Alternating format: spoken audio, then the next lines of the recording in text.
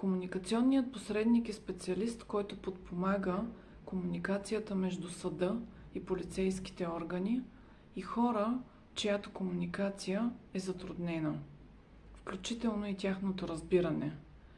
Хората с нарушено разбиране и нарушен говор често имат увреждания. Може да нямат поставена диагноза, но когато проблемът в комуникацията е налице, тогава съществува и необходимостта от специалист, който да я подпомогне, такъв какъвто е комуникационният посредник.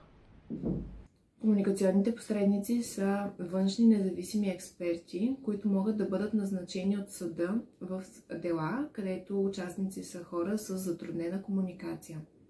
Комуникационните посредници също така могат да бъдат назначени и в хода на разследването на досъдебната фаза от разследващите органи на полицията. Тези органи могат да назначат комуникационния посредник по собствена преценка или по искане на някой от страните в производството. Как да разберем, че има нужда от назначаване на комуникационен посредник? Например, лицето говори неразбираемо или има затруднена артикулация. Лицето говори за неща, не свързани с въпросите. Речта му протича накъсано, неясно или неточно. Забелязва се трудност в разбирането на въпросите. Видимо е в физически или психически дискомфорт. Налице са други атипични прояви, които затрудняват провеждането на ефективна комуникация с лицето. Комуникационният посредник работи последния начин.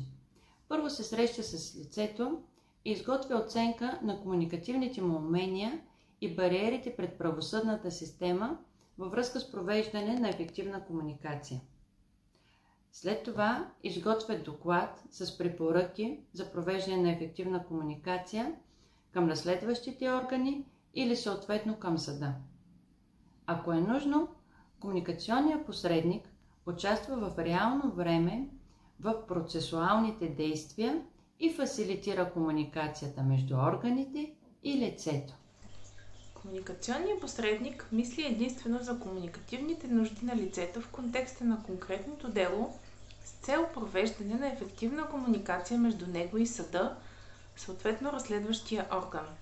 Комуникационният посредник не формира и не изразява мнение по случая, нито взема страна по делото, както и не се интересува от неговия изход, не оценява деянието или вината на лицето, не тълкува волята на лицето, нито го представлява по някакъв начин.